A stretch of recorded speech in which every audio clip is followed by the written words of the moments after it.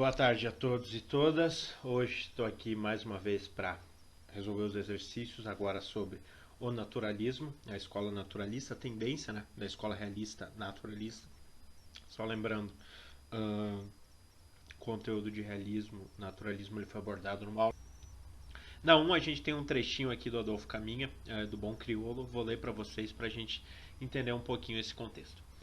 Marcas de lona suspensas em varais de ferro, umas sobre as outras, encardidas com panos de cozinha, oscilavam à luz moribunda e vacilenta das lanternas. Imagine-se o porão do navio mercante carregado de miséria. No intervalo das peças, na meia escuridão dos reconcavos, moviam-se corpos seminus indistintos. Respirava-se um odor nauseabundo de cárcere, um cheiro acre de suor humano diluído em urina e alcatrão. Negros, de boca aberta, roncavam profundamente, contorcendo-se na inconsciência do sono. Olha essa descrição aqui, gente, que o Adolfo Caminha faz do ambiente dentro de um porão de um navio. Olha o quão desumano é e, ao mesmo tempo, o quão realista é essa situação.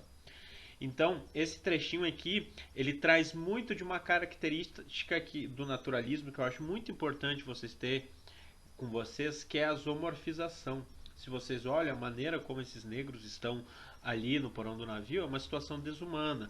Não se faz isso com humanos, blá blá blá. Ok, perfeito.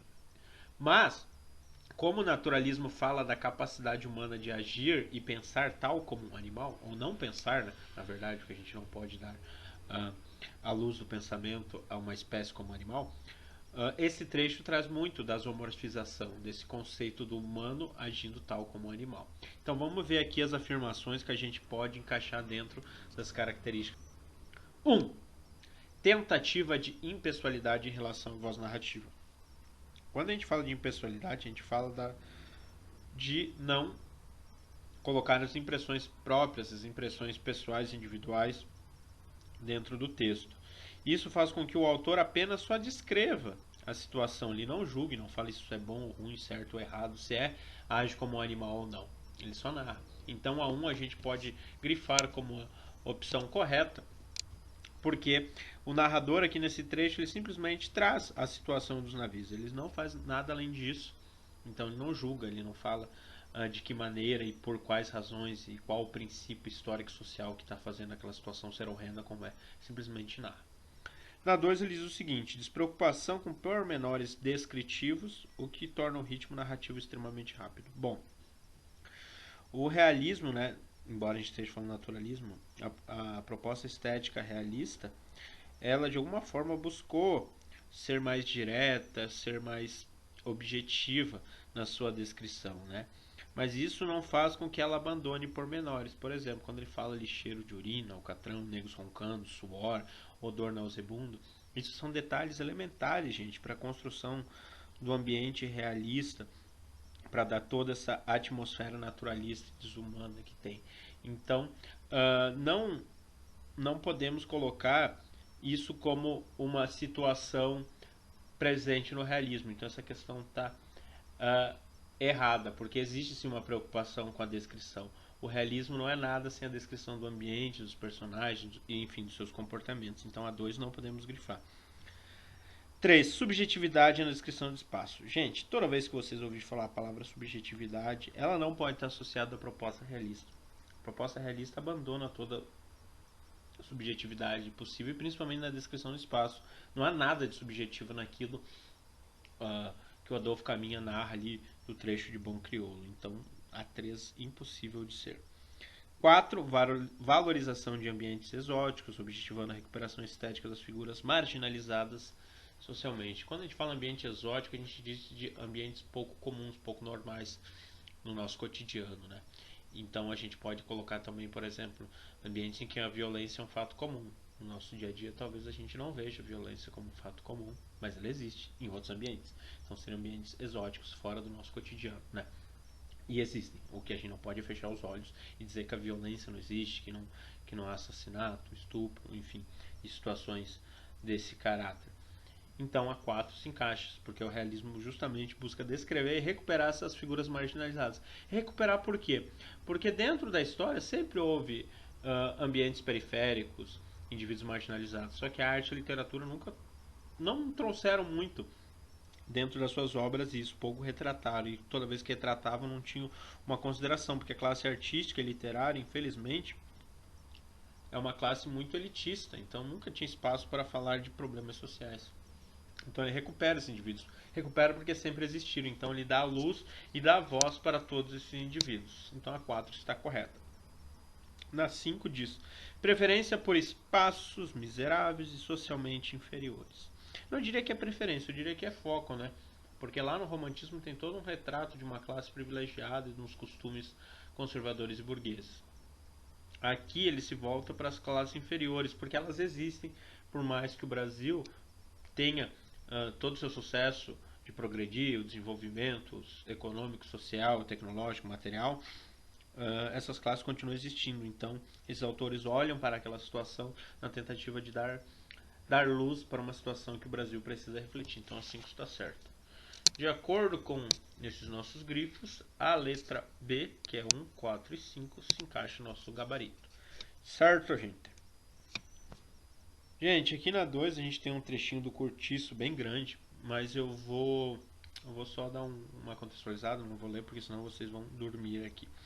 Gente, esse trechinho aqui fala de uma situação em que eles estão queimando os colchões e camas, está havendo um princípio de incêndio e tem personagens como Zumira que estão ali presentes, né? A Zumira é uma personagem bem significativa na construção do enredo e na narrativa do Cortiço. Mas tem um trechinho que esse trecho é bem importante para a gente conseguir chegar à tese dessa questão, que é o trecho em que ele diz: a bruxa surgiu à janela de sua casa com a boca de uma fornalha acesa. Estava horrível. Nunca fora tão bruxa. O seu moreno trigueiro de cabocla velha reluzia que nem metal em brasa. A sua crina preta, desgrenhada, escorrida e abundante como a das éguas selvagens. Gente, esse trechinho aqui não é só uma figura de linguagem, como uma metáfora ou como uma comparação, trazendo a personagem ali parecida com uma égua. Ele diz que muito mais que a aparência da personagem é o comportamento dela, que se aproxima da zoomorfização daquele conceito de equiparar a condição humana com a condição do comportamento animal. Certo? Então, nesse trecho a gente consegue ver uma situação totalmente absurda, aleatória, de calamidade, onde ocorre um incêndio, uma pessoa ali totalmente suja, desgrenhada, sem muitos modos, não que isso seja errado, perseverando diante da situação, certo? E o enunciado da questão diz o seguinte: o caráter naturalista nessa obra de Luiz de Azevedo oferece de maneira figurada um retrato de nosso país no final do século XIX. Põe em evidência a competição dos mais fortes e esses esmagando a camada de baixo composto de brancos, pobres, mestiços, escravos e africanos. Gente, é bem importante a gente ver essa lei do mais forte dentro do naturalismo, porque se a gente está trabalhando com a ideia de isomorfização, comportamento humano equiparado ao comportamento animal, sempre vai haver a lei do mais forte, certo? E no fragmento há várias outras características do naturalismo. A ponte alternativa em que as duas características apresentadas são corretas. Bom, Nali diz: exploração do comportamento anormal. Olha como é aleatória a situação e como aquele comportamento de estar em meio ao incêndio é anormal. Então, até aí correta. E dos instintos baixos. Enfoque da vida e dos fatos sociais contemporâneos do seu escritor. E aqui a gente precisa beber um pouquinho da história, como eu disse lá naquela aula de resumo, que o naturalismo, o realismo, ele está meio que no processo de transição, no processo histórico de transição da monarquia para a república e também da abolição da escravatura. Isso, de alguma forma, mexe no quadro social do país.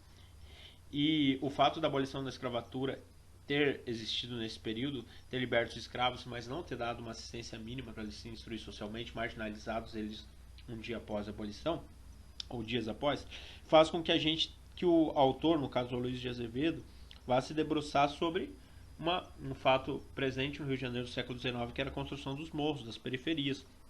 Porque foi para lá que os negros foram encaminhados numa tentativa de branquear o Rio de Janeiro de alguma forma. Então a letra A se encaixa com a nossa proposta, porque ele diz exploração do comportamento animal e instintos baixos, ou seja, a zoomorfização e enfoque da vida e dos fatos sociais contemporâneos ao escritor, ou seja, a construção dos morros, das favelas no Rio de Janeiro é desse período em si, certo? Gente, só para complementar aqui, para não abandonar vocês, as outras questões aqui eu só quero dar um complemento para vocês entenderem. Na B, quando ele diz visão subjetivista, eu já falei, gente. Subjetivismo nada condiz com a proposta realista naturalista. Isso está muito presente lá no arcadismo e lá também no romantismo. Na C, preferência por temas do passado. Isso também é algo muito característico do arcadismo e retomar a cultura neoclássica, alguns moldes como a mitologia grega. E também o romantismo ao beber da literatura medieval, dos temas medievais e trovadoresco. Na D, onisciência narrador imprime-lhe o papel de criador que se confunde com a ideia de Deus. De novo, o narrador, dentro do realismo, ele não julga os fatos, ele apenas narra. Então, sendo Deus, ele não poderia trazer à tona espécies de julgamentos e tudo mais. E a exploração de um tema em que o ser humano é aviltado pelo mais forte, predominância de elementos anticientíficos. Não, gente. De novo, o naturalismo, principalmente, muito mais do que o realismo, ele se pauta em teses científicas, como eu estou trazendo o darwinismo e um pouquinho da filosofia determinista. Então, não pode ser anticientífico nesse contexto. Na 3, a gente tem assinale a alternativa que contém a afirmação correta sobre o naturalismo do Brasil. A. O naturalismo, por seus princípios científicos, considerava as narrativas literárias exemplos de demonstração de tese e ideias sobre o Brasil. Então aqui, gente, quando ele diz aqui que o naturalismo não é os princípios científicos do naturalismo, seriam os princípios científicos, de alguma forma, que ajudaram a construir a ideia dos autores naturalistas. Então eles consideravam as narrativas literárias a demonstração daquelas teses. Então a gente tinha lá a tese darwinista, a tese da filosofia pessimista do Schopenhauer, do determinismo e também um pouquinho do socialismo. Então, essas teses eram mostradas através da onde? Através dos romances. Então, os romances eram chamados de romances de tese. Os princípios científicos não são do romance, mas os romances ajudam a estender, eles funcionam como uma espécie de macetes para aqueles princípios científicos que o naturalismo adotou. Então, a letra A é correta, certo? Na B, naturalismo usou elementos da natureza selvagem do Brasil, gente. Esqueça, não tem ligação com aquela natureza, com aquele verde que o romantismo exalta. Não tem, ele se volta muito mais por cenários urbanos em si. C, ele diz, preferência pelos temas a valorização da natureza. Gente, de novo, valorização da natureza, não. Isso está muito presente no arcadismo, no romantismo, ideia de idealização, sentimento de identidade nacional. Realismo não se... 4. Naturalismo. O Brasil sempre esteve ligado à beleza das paisagens das cidades e do interior do Brasil. De novo, isso é um tema totalmente romântico. Por mais que ele fale das grandes cidades, ele não exalta as grandes cidades. Pelo contrário, ele mostra o lado negro, o espelho perverso do que são as grandes cidades, o que elas estavam se tornando e o que elas poderiam de oferecer perigo para um país que queria se autodenominar desenvolvido, enfim, nos caminhos do progresso. E na ele diz o naturalismo do século XIX no Brasil difundiu na literatura uma linguagem científica e hermética, fazendo que os textos literários fossem lidos apenas por intelectuais. Cuidem, gente, porque essa questão ela confunde muito. Ela pode ser uma cilada, Bíblia. Por quê? Porque quando a gente está falando de termos científicos, ok, se encaixam dentro da proposta naturalista. Mas esses textos não eram lidos só pelos intelectuais. Vamos lembrar que lá no romantismo, isso a gente pelo menos pode considerar como um ponto positivo do período romântico, a literatura ela foi difundida, então ela virou acessível a várias classes sociais. Então não eram textos só lidos por intelectuais. Pelo contrário, a linguagem aqui do naturalismo era muito mais acessível do que a linguagem do romantismo. Então não estava só limitado e restrito esses textos aos intelectuais. Na 4 diz: é possível caracterizar o romance naturalista por vários traços, entre os quais o fato de que nele, vamos lá para as questões, as ações dos homens são consideradas resultantes de um compromisso moral entre o ser humano e as forças espirituais que transcendem a matéria e tendem ao eterno. Gente, olha que bobagem. Gente, isso é uma ideia muito mais lá do arcadismo, de você conquistar aquele estado de contemplação, você viver em contato com a natureza, longe dos grandes centros, dos caos, das preocupações cotidianas. Então essa espiritualidade é muito voltada para o arcadismo e também um pouquinho para o romantismo, um pouquinho daquela coisa do Álvares de Azevedo, de uma poesia que transcendesse o espírito. Então letra A não vai ser. Na B ele diz: a preferência por temas sociais e psicológicos, estamos indo de encontro, visto que o objetivo maior dessa corrente literária é a análise percussiente. Quando a gente diz análise percussiente, uma análise que fere, que vai direto ao ponto, que investiga, em si, certo? Então, uma análise que fere das causas e consequências dos fatos históricos. Gente, quando a gente coloca aqui essa questão, ela pode nos confundir muito. Quando ele fala ali, não é que a preferência por temas, a gente só tem temas sociais e psicológicos, a gente só tem esse cunho de analisar. Mas quando a gente fala social e psicológico, a gente foge do principal patamar, que é o ponto biológico. Ele não cita o ponto biológico. Então a D ela pode confundir muitos vocês. Isso é mais presente na estética realista, na naturalista, vamos lembrar. É análise de perfis biológicos, perfis externos, vamos lembrar. Darwin, zoomorfização, certo? Então a letra B, cuidado, confunde muito. Não é, ponto. Chega. Na C diz, se observa uma intenção consciente do escritor no sentido de imprimir à narração um cunho animista necessário para explicar a relação entre o homem e a natureza. Não, gente, de novo. Por mais que exista ainda, essas questões estão muito perigosas. Porque quando ele fala a relação entre o homem e a natureza, não é a relação do homem, né, o ser natural, com a natureza externa, lá com o verde, com a mata, com o mundo, com a atmosfera. É a natureza do homem que está sendo investigada, não o homem e a natureza. Então essa questão ela pode confundir muitos de vocês. Porque se a gente está partindo da biologia, a gente está partindo da biologia do homem. Aí, em contato com a natureza, pode ser outro segmento, talvez um naturalismo mais ligados às causas do planeta, às causas da atmosfera, enfim, o homem e a natureza. A gente faz até uma análise social do papel do homem na natureza, o homem está destruindo a natureza. Mas a letra C ela pode confundir, é a natureza do homem, não o homem e a natureza, certo?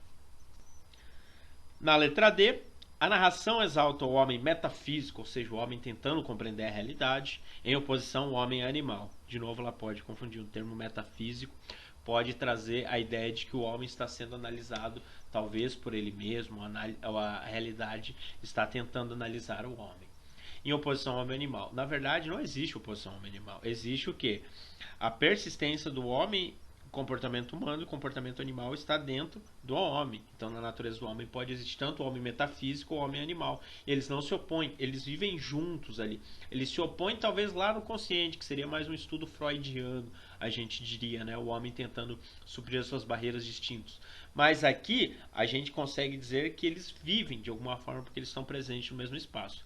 Cujas ações e intenções o escritor analisa e condena. Esqueçam, gente. O autor, o narrador, nunca vai analisar. Ele vai analisar e vai trazer o leitor para analisar com ele, mas ele não vai condenar, dizer se aquele comportamento animal, aquela pulsação sexual exagerada é condizente com os dogmas morais ou não. Então, letra D não é. Então só nos resta a letra E, mas vamos entender porque a letra E. Escritor evita julgar ações e personagens. Show, ótimo.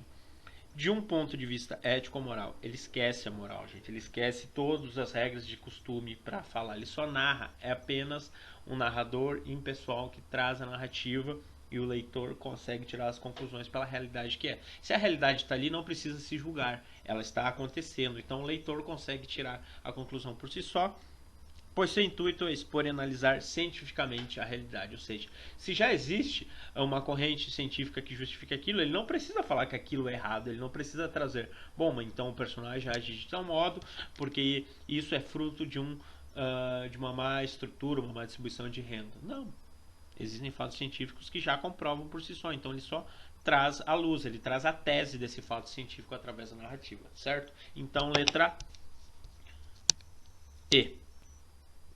Na 5, a gente tem, pode-se entender o naturalismo como uma particularização do realismo. De novo, vamos lembrar, o naturalismo é uma tendência do realismo, ou seja, análise de perfil biológico.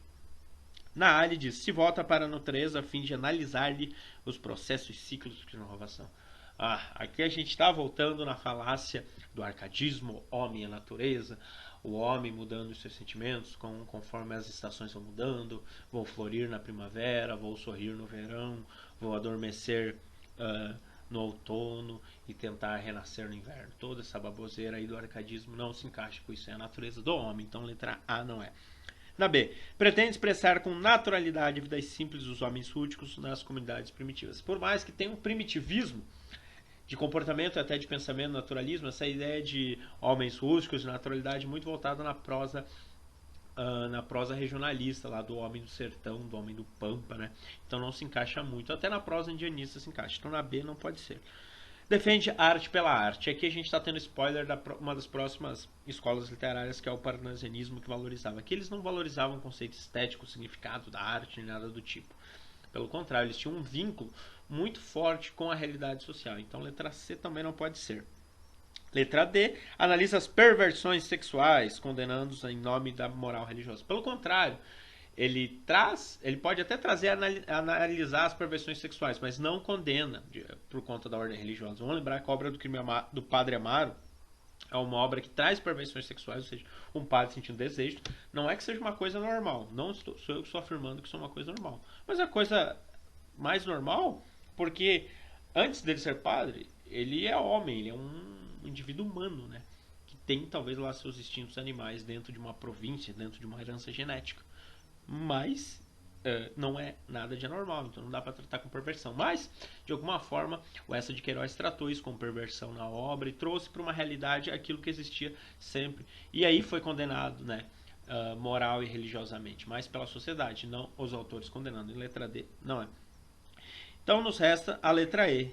Estabelece um nexo de causa e efeito entre alguns fatores sociológicos e biológicos, e aqui a gente tem o darwinismo, quando a gente fala fatores biológicos, então tem um estudo que aprofunda isso, e sociológicos a gente tem muito lá do determinismo, difundindo a ideia de que o indivíduo ele é caracterizado, sua construção individual se parte do momento histórico que ele está, do ambiente social que ele está e também da sua etnia, de sua origem em si. Então é a letra E. E para finalizar, a letra número 6, estão relacionados a seguir características de movimentos literários. Delas, apenas uma não se refere ao naturalismo. Qual? Muito simples, muito objetiva a questão. Busca da objetividade científica, tanto na linguagem quanto nas ideias. Correta a letra A. Então, a busca por uma linguagem objetiva e pelo pensamento objetivo e científico. B. Idealização da natureza. Matamos a charada, gente. Voltamos para o arcadismo, para o romantismo, para a primeira geração da poesia romântica, a poesia nacionalista, indianista do Gonçalves Dias, do Gonçalves de Magalhães e também um pouquinho para a prosa indianista do José de Alencar e também regionalista.